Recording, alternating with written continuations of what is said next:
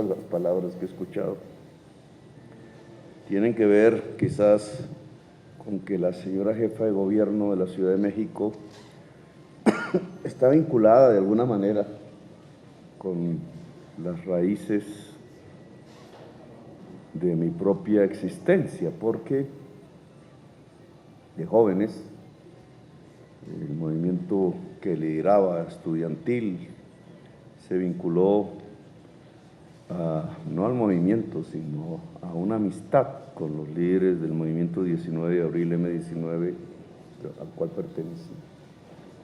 Aquí estuvo Rafael Vergara, delegado del movimiento, gozando del exilio, entre comillas, porque la nostalgia siempre invade el exilio, pero permitiendo México en ese entonces que insurgentes colombianos en ese entonces que luchaban por la democracia pudieran estar aquí, entablar conversaciones, diálogos, sueños, ilusiones con también revolucionarios mexicanos, con líderes y lideresas de los movimientos sociales.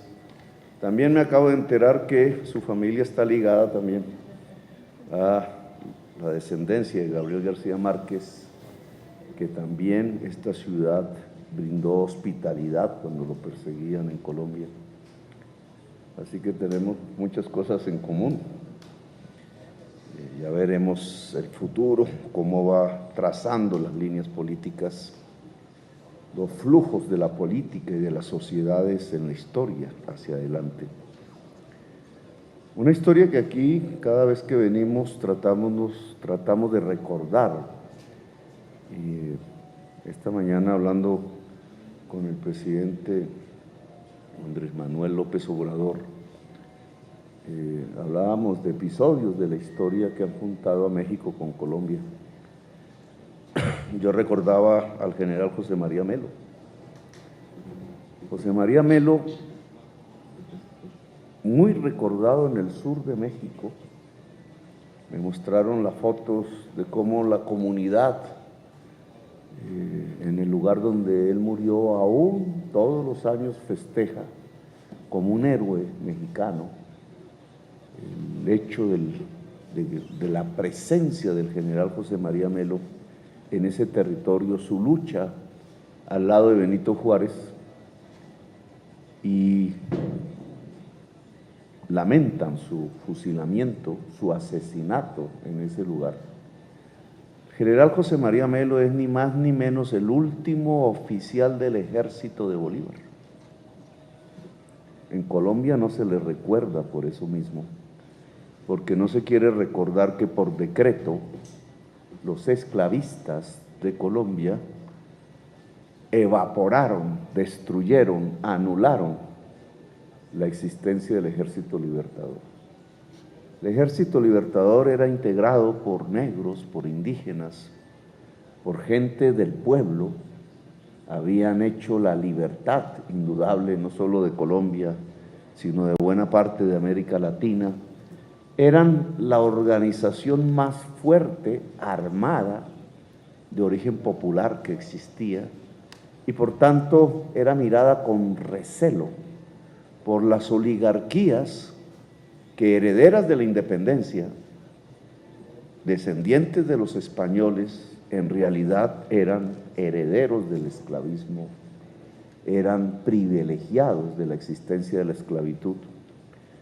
Y un ejército de negros, un ejército de campesinos, de chusma, como decían en Santa Fe de Bogotá, de los sin camisa, de los que no tenían sino alpargatas en sus pies, pero que estaban armados y que habían derrotado uno de los principales ejércitos del mundo, el ejército monárquico español.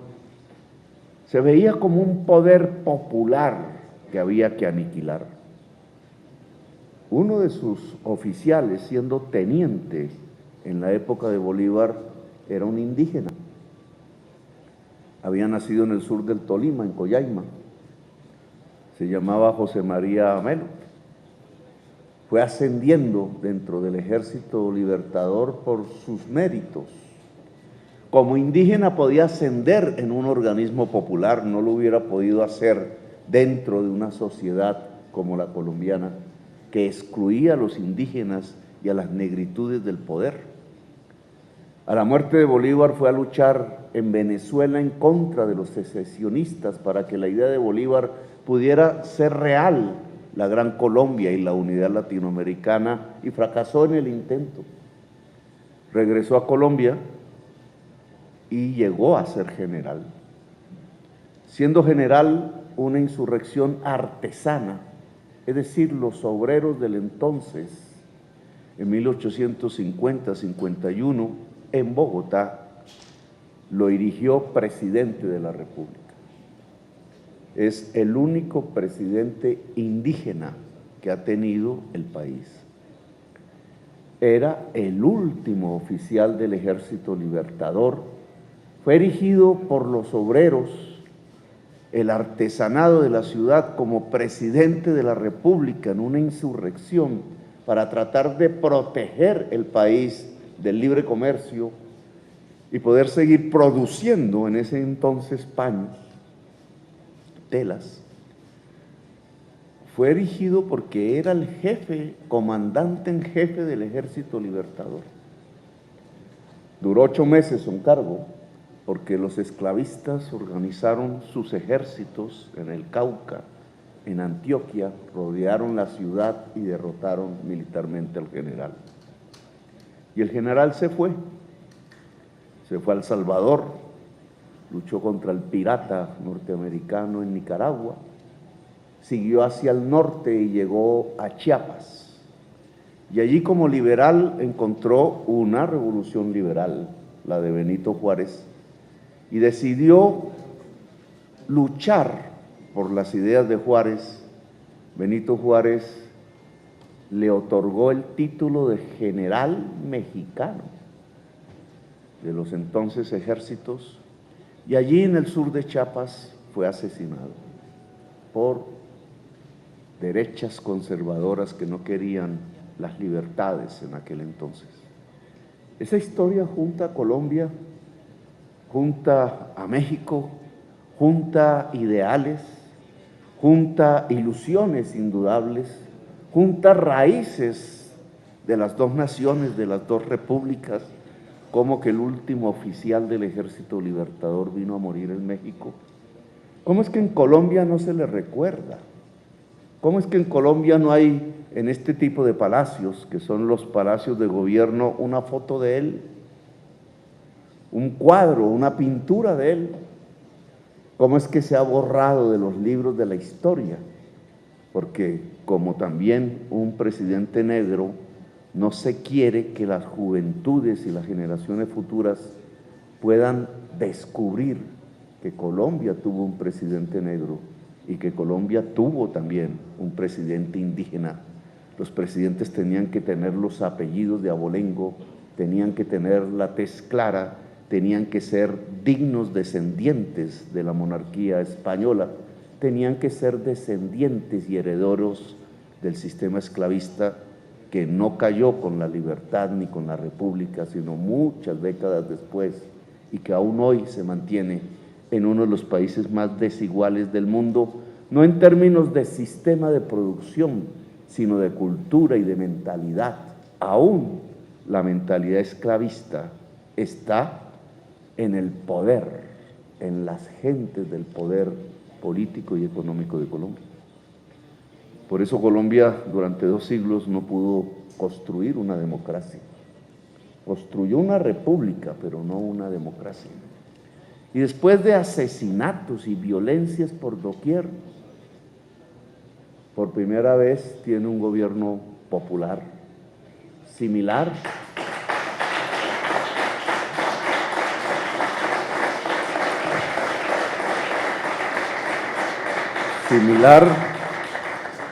al que representó por pocos meses el general José María Melo. Esta mañana me contaban de otra historia, pero su nombre quiero que ustedes me lo recuerden. Hubo un revolucionario mexicano en territorio mexicano que hoy es de Estados Unidos, Caterino Garza. En Colombia no se conoce, pero murió en combate en territorio colombiano. Otra historia olvidada porque se ha querido que se olvide. Enfrentó ejércitos de los Estados Unidos y ejércitos de México al mismo tiempo. Y desapareció del territorio en la vieja Texas, allá donde hoy las derechas pululan y generan mentalidades absolutamente anacrónicas al interior de la sociedad de los Estados Unidos. Él era el revolucionario mexicano. Y de pronto dejó de pelearles, nunca lo encontraron, nunca pudieron allí darle de baja, como dicen en las jergas de la violencia. Y de pronto aparece en Costa Rica. Y en Costa Rica hace una reunión muy interesante donde va Maceo, el independentista cubano, y Martí, el otro independentista cubano, y Rafael Uribe Uribe, el liberal colombiano que se enfrentaba a las ideas conservadoras de aquel entonces, anacrónicas absolutamente, y trataban todos de construir repúblicas realmente libres, independientes y libertarias. Se llamaban a sí mismos liberales. Rafael Uribe Uribe, señora jefe de gobierno, es el famoso Aureliano Buendía de los 100 años de soledad de Gabriel García Márquez, el de las 1000 batallas y las 1000 derrotas, el del coronel no tiene quien escriba. Rafael Uribe Uribe cayó asesinado a hachazos a escasos metros del Congreso de la República de Colombia en Bogotá. Era el único liberal en ese entonces que podía ser senador. Había luchado con las armas y hecho la paz. En esa reunión, que era una verdadera internacional liberal revolucionaria, en Costa Rica, país de revolucionarios en ese momento, a fines del siglo XIX, lo que se larvaban también eran ilusiones, posibilidades de una América Latina diferente. En un lugar cercano, de allí salieron para Cuba, de allí salieron para Colombia. Caterino se fue para Colombia a luchar por las ideas liberales. Y en territorio entonces colombiano, en Bocas del Toro, cayó bajo las balas del ejército conservador colombiano y cercano a un gran buque de guerra norteamericano que estaba allí cerca, porque Bocas del Toro dejó de ser colombiano unos años después, cuando nos quitaron a Panamá y por tanto al Canal de Panamá. Un mexicano murió allí, revolucionario en el territorio colombiano. Miren esas historias, una de aquí, otra de allá, cómo se van conjugando en una misma marea, en un mismo flujo de la historia, que al final es la historia de las luchas, de las ideas, de las ansias de libertad, de las ansias de democracia. Historias que van quedando en los pueblos, en la memoria, que tratan de borrar de los libros de historia quienes hacen esos libros desde las oligarquías, pero que se va imponiendo en la realidad. Yo me quisiera llevar los restos del general José María Melo a Colombia, a hacerle un homenaje, y me encuentro que tuvo descendencia aquí, que allá donde lo asesinaron crecieron sus hijos e hijas, sus nietos, sus bisnietos, que allá están sus herederos y hacen parte de México, ya no de Colombia, y que allí la comunidad ha construido monumentos que no hizo la República de Colombia. Allí él lo ha envuelto en banderas, allí ha construido la leyenda y la cultura popular, allí se le considera un héroe, como no se le considera en la República de Colombia. El esfuerzo de llevarme los restos se estrella contra otra realidad viva, que es el que ya el general José María Melo, indígena, que ayudó a otro descendiente de indígenas, Benito Juárez en México, es un héroe y parte de la cultura y del patrimonio de un pueblo. Se hizo pueblo. Cuando una persona se hace pueblo, se vuelve indestructible. Queda ahí. No es simplemente los restos o el intento de redignificarlo. Ojalá algún director o directora de cine excelsa o excelsa pueda hacer las películas de estas historias.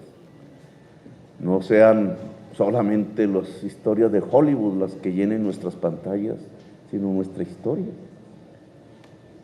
Desenterrarla, mover las tierras del olvido y poder redescubrir a las generaciones juveniles del hoy, a las que vienen del mañana, estas historias que están llenas de tanta pasión, de tanta intensidad, de tanta dignidad, de tanto sacrificio también, de tanta historia, que es la historia común.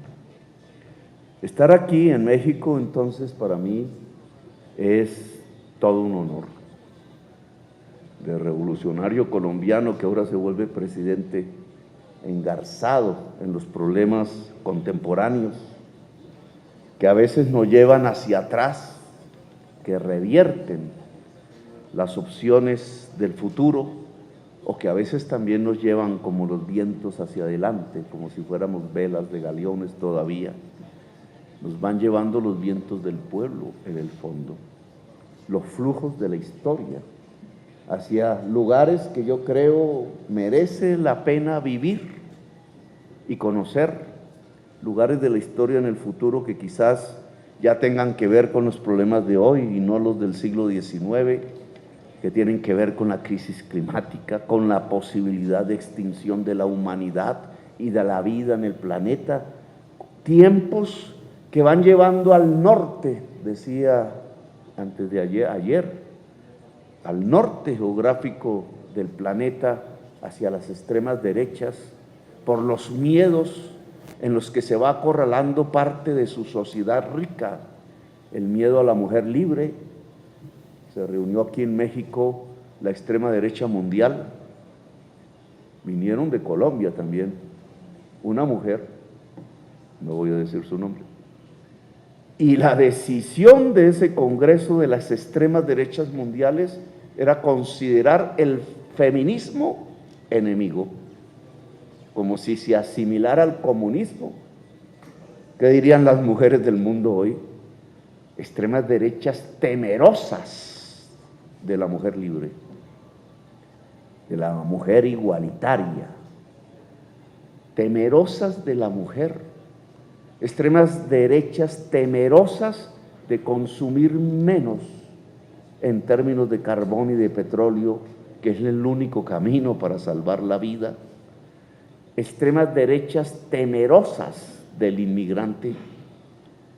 ¿Cuántos centenares de miles, yo diría millones, no han cruzado por aquí pensando en pasar el río Bravo? ¿Cuántos han muerto? ¿Cuántos han devuelto? ¿Cuántos han encarcelado? ¿A cuántas han violado? ¿Cuánta esperanza ha sido derrotada en ese éxodo que no solamente es de las Américas, sino es también de África?